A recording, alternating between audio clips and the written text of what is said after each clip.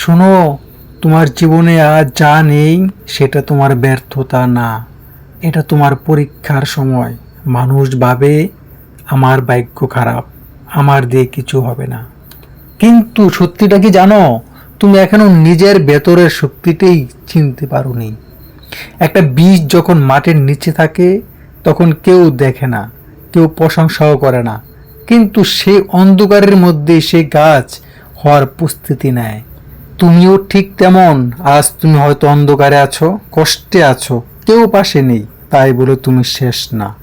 মনে রেখো, যে মানুষটা একা লড়তে শিখে যায় সে একদিন পুরো দুনিয়াকেই চমকে দেয়।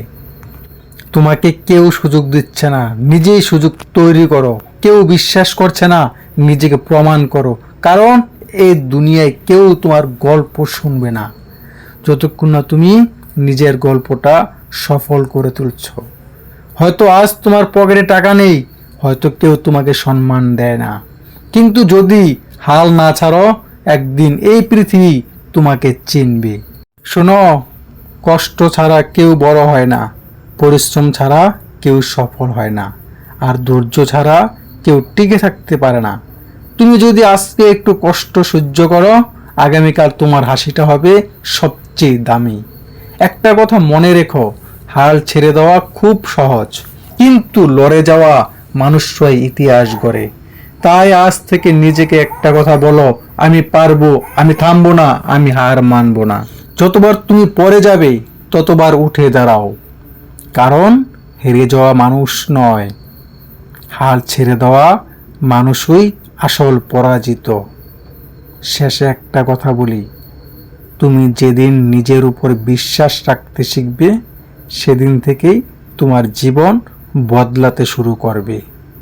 তাই দেরি না করে আজ থেকে শুরু করো, তোমার স্বপ্নের পথে হাঁটা শুরু করো। কারণ তোমার ভিতরে লুকিয়ে আছে সেই শক্তি যেটা তোমাকে অসাধারণ বানাতে পারে।